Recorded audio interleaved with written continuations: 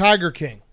We have Robert Moore coming up, who interviewed all of the characters, who has a podcast out about Joe Exotic and Carol Baskin. So we actually asked some more like in detail, what's it like to be with these people, which you should definitely listen to. Let's just recap it from our perspective. The craziest, weirdest documentary you've ever watched? I think definitely the weirdest documentary. The weirdest group of people. The weirdest group of people, and I said this at the top, and take out the side characters who some of them like have drug addiction, and it's kind of sad watching them get swept up in this. In terms of main characters, I don't think I like any of them. So I hate them all. The most normal main character in this whole thing, in my opinion, was Rick Kirkham. He was the producer of the reality show for Joe Exotic, and he was actually addicted to crack for like 25 years. Yes. And he went to Oklahoma to kind of get away from that. And then he found this guy. And then now he spends the rest of his days chain smoking in Norway as he's being interviewed for this documentary. Like, so he fled Oklahoma, and then he fled wherever he fled to in the United States because he thought he was going to get killed. Now he found the one restaurant in Norway that you can smoke in, and that's all he does. It's also like it's a perfect point, because when you look through the whole documentary, there are all these little things that they bring up, and you're like, wait, that's weird. Like, you just had the guy who Scarface was modeled after, and that was only 20 minutes? Right. Like, what? Every single side character in this could have their own documentary about them. This is actually like exponential growth in a reality show or in a documentary. Like, they introduce you to Doc, and I wanted to see like 6 more episodes only about Doc. What's his name? Doc Antle. Yeah. Not even Doc, forget even Doc. I'm talking about side characters too, where the guy who you start the entire documentary, there's a woman with a nub missing an arm. You're like, well, that's probably a tiger. And there's a guy with 2 legs missing. She identifies as a guy, by the way. Oh, my bad. Fuck. Kelsey. Okay, Kelsey. Sorry. And then there's a guy with 2 legs missing, and he's like, you probably think this was a tiger. Nope, it was ziplining. Like, what? Yep. And let's not forget what his prosthetic legs look like. So he's got like Juggalo Insane Clown Posse legs. Yes. That he walks around. So pretty badass. Also very intimidating. So what were you gonna say, Hank? I was just gonna say one of the things that I was like keeping an eye on, or what interesting me the most as like a production guy, is like how much time and effort Joe Exotic was putting into filming the behind the scenes, and like when the producer was like, oh, he wanted everyone to film everything at all times, and I was Stool like, scenes. It was like it's like the same mindset. And I'm like, all right, let's go see like what these views are. It's like his video views are like 1,000 views. Yes. Like he was doing nightly shows every single night for years and years and years, for no one. Just looking for the breakthrough. But Frank he was the Tank. still like he was just still adamant. Like, you got to film everything. You got to get everything. And the one part when the guy said that the barn burned down with all the footage. Mm-hmm. Yep. And he was like, I cried. That was the saddest. That was when the saddest the alligators died. Because there's so much good and stuff. the footage. Yeah. You The didn't footage. care about the alligators? No, the footage. Oh. I doubt the hard drives. I also have my suspicions that there were even alligators in that room. So, okay. I just do not trust anything anyone ever tells you. So let's run through the characters, because I think that's the best way, because it was one of those documentaries that was so interesting and weird and wild, but it also probably could have been 5 episodes. Mm-hmm. It did stretch out a little bit, but the characters. So Joe Exotic, not getting to the fucking the husband killing till the 3rd episode was crazy. Mm-hmm. So Joe Exotic #1. I mean, he's insane, but you also like can't take your eyes off of him because he's not really a real person. He's a cartoon character. You also say there's no one to like. I liked him up until like kind of the end. I mean, like the death threats were a little over the line. Right, up until that part. He clearly mistreating animals. Right. Like he got everybody addicted to meth. And then like he made them marry him. Yeah, the guy the 19-year-old who showed up to his zoo, and he was like, "Hey, when you watch porn, do you like the small dicks or the big dicks when they're fucking the girl?" And he's like, "The big dicks." Like, "Oh, you're gay." Yeah, like that. Maybe like the trucks filled with expired meat that he was feeding his animals. Yeah, and $100 a week to to his employees. He basically had a plantation. He had a plantation in the middle of Oklahoma. But it's weird because I was not anti Joe Exotic. I'm just saying that. I was not watching it being like, "Fuck this guy." I was like, "This guy is electric." As a character, you could not take your eyes off him. And his employees seem to like him. His employees are all loyal. I think he says something. I think he's not a good person. I also will get to it when we get to Jeff Lowe, but I don't think that he did. I think he got set up. But I don't think he's a good person, but there is something about him that you really can't like take your eyes off. It's actually kind of pretty much everyone in this documentary, and it's probably because they are the kings of their own little world.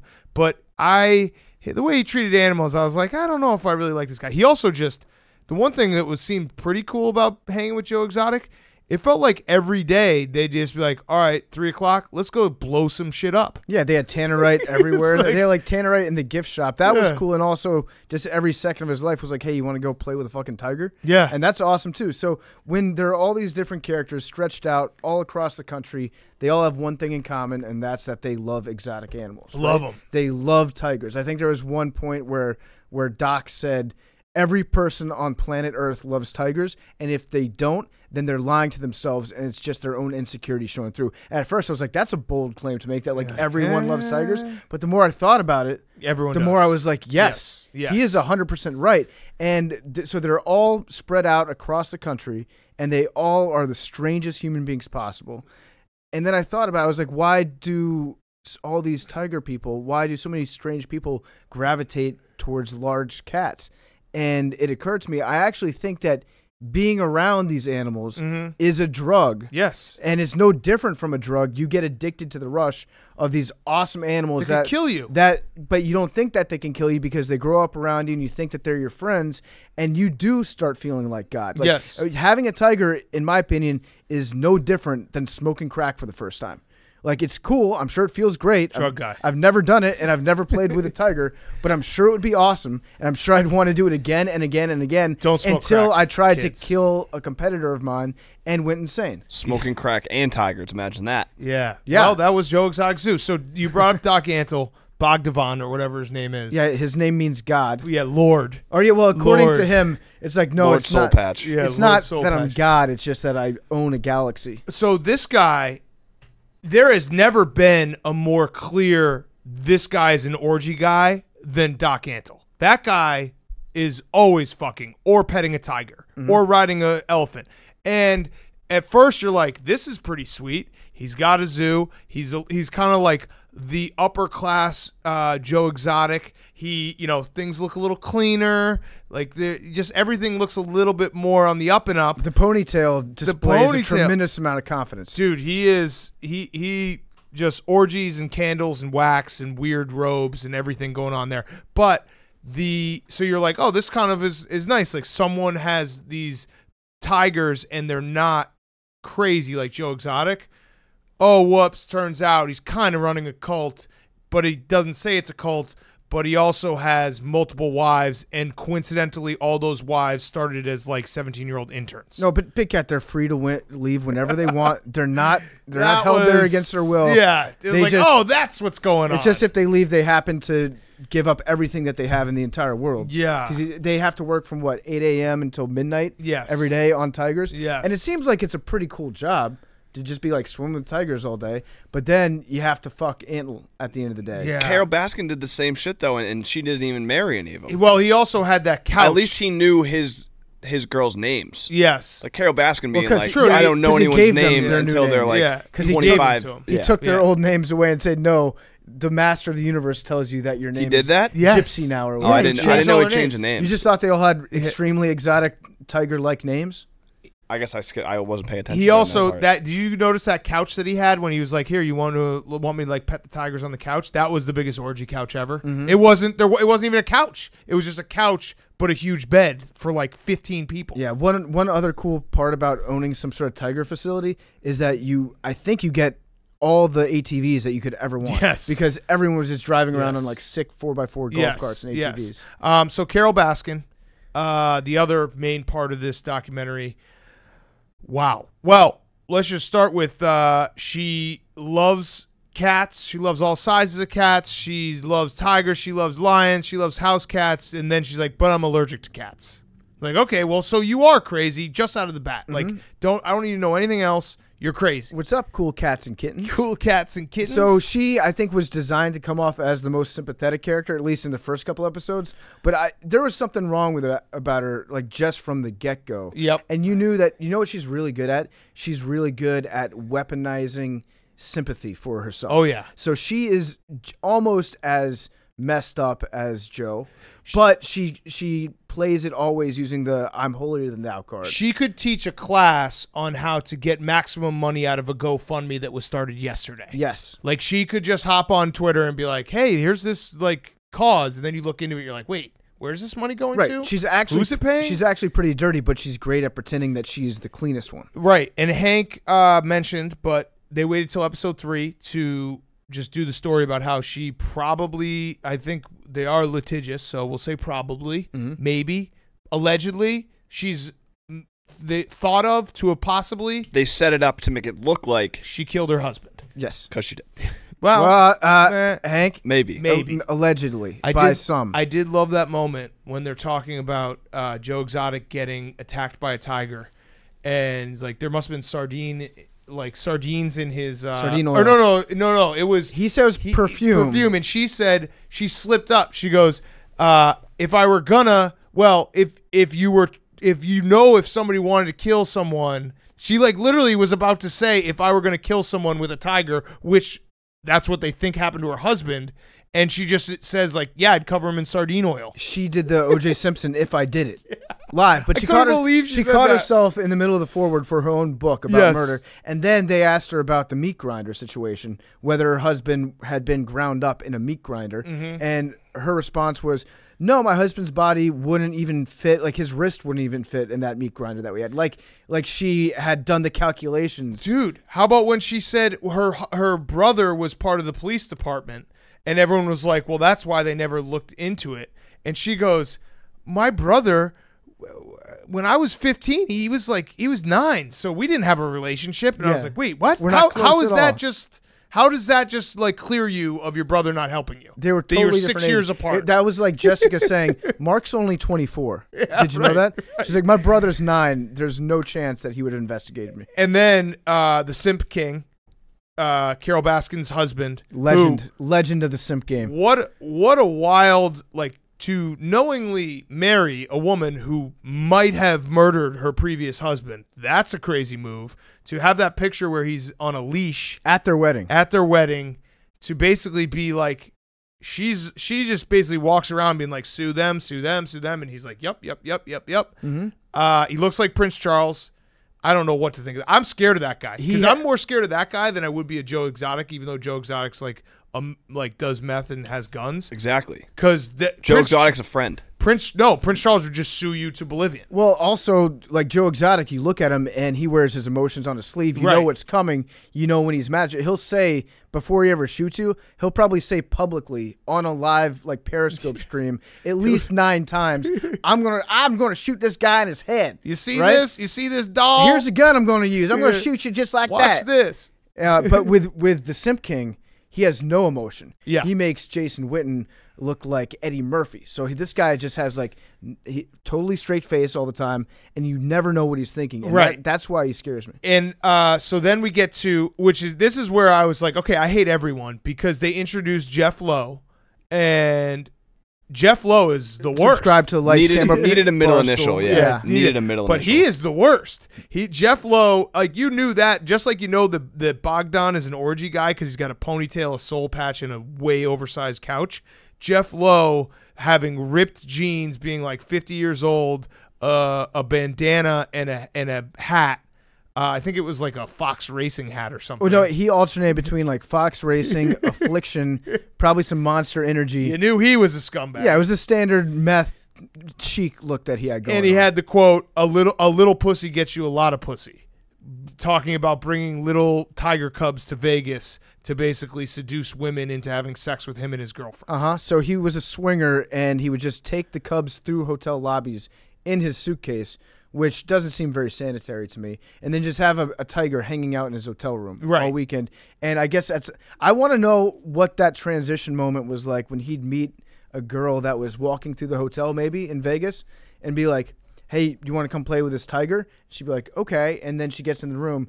how does he make the move to turn it from like you're petting this tiger to my wife is going to watch me fuck you now? I don't know, but he's got some game. Yeah, he's a detestable human being, and he also at the end of the show was like, "They're gonna get Jeff Lowe," and he was like, "Where are they? They're not gonna get me." He's like, "Yeah, they probably will." He takes over Joe Exotic Zoo.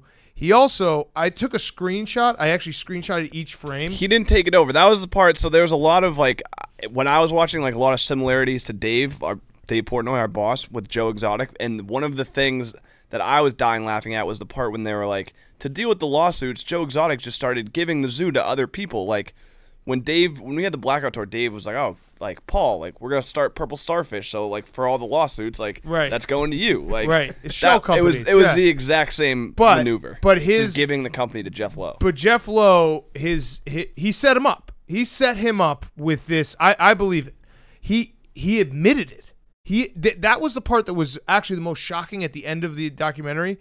I took a screenshot of what Jeff Lowe said because I couldn't believe that he like basically admitted on camera. He said this, ready for this? These are exact quotes. I'm reading the subtitles. He said, "What is setting up a person? Turning them in or allowing them to talk while you're recording them? Is that setting them up? You know, they call it setup.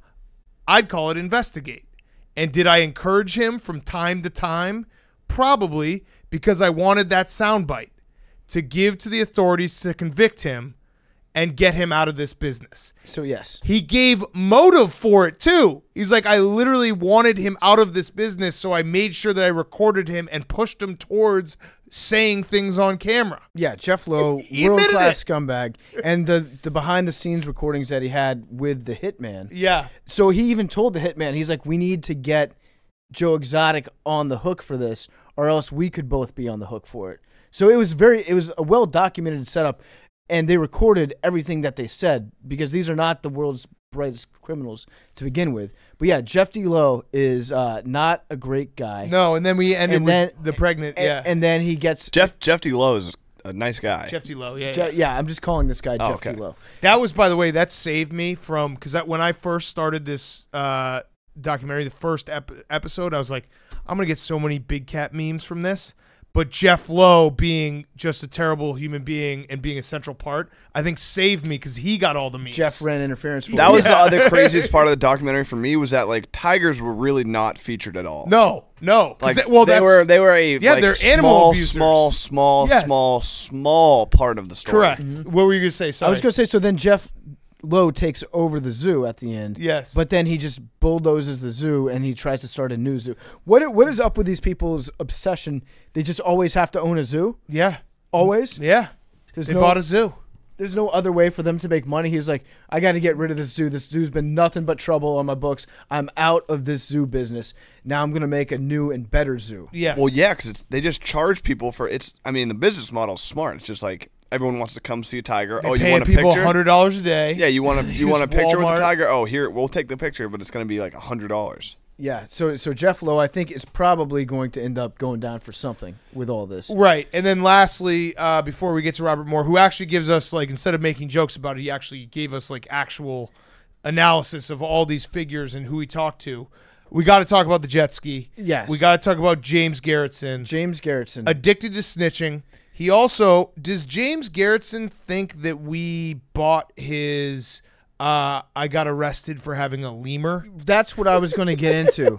Is he turned FBI informant for a lemur? He was wearing a wire going into Joe Exotic's zoo, where everyone was strapped with an AR-15. There was meth flying around left and right. Probably an average of 7.5 felonies being committed every single day on the premises. Unbelievable. And he goes in there wearing a wire where everyone else is shirtless. So first of all, you're the guy in the shirt. Yep. Everyone else does not have one. They're going to eventually ask you, "Hey man, why are you always wearing a shirt?" Also, everyone else is like skinny and strung out, and you're fat as fuck. Exactly. So what could the feds possibly have had on him to make him want to do this? And his explanation was, well, they got you on that lemur charge. Yeah, I talked to my lawyer, and he said, buddy, they're going to string you up by your toenails for buying that lemur without paperwork.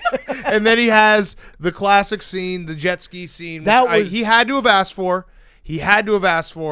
And after the jet ski scene, he's like, I might not be done. Like, I might just keep snitching. Mm-hmm. He really just said that. He was like, yeah, this story's not over. I'm just gonna start snitching on everything. The jet ski scene was this documentary's Hard Knocks Baker Mayfield spiral moment. It was where it was like just a slow-mo 6-shot of this alpha dude coming at on you his fucking on his Ski-Doo. Sea-Doo. Yeah. God damn. It made me want to go buy a Sea-Doo, actually. Yeah, he was Kenny Powers in real life. He's it was just credit to the directors, because that was such. I was just laughed out loud when that happened. Me It's too. a documentary about tigers, and we got a fucking guy on his wave runner whipping around in probably some shitty ass lake in Oklahoma. Yeah, strapped with the world's tightest life vest. Yeah, that he wouldn't be able to save him. Yeah, listen, buddy, the shit that it's probably bulletproof because he snitches on everyone. Yeah. That guy's got to be looking around every corner. I mean, everyone in the town knows that this guy's a snitch. Yeah. But he's not moving. He's like, yeah, I'm a snitch and I'm owning it. That's my job, is I snitch on people. What a wild documentary. Do you know what he does for a living? That was the other question that I had. Yeah, I think he had it seemed like he had some type of appliance store. I don't know. Which makes sense because they were saying that he had credit card fraud, like he was stealing people's credit card numbers, which that would make sense, not the lemur. Mm-hmm. But yeah, it looked, when they did a shot of his store, I think I saw a TV and a fan. But he also had the lemur too. Yeah, so it was the like lemur. a exotic pet / radio All these people. appliance Just place. get a dog. When they What show- happened to just getting a dog? When they showed his name on camera, it said, was it James? What's his last name? James Garrettson. James Garrettson, businessman.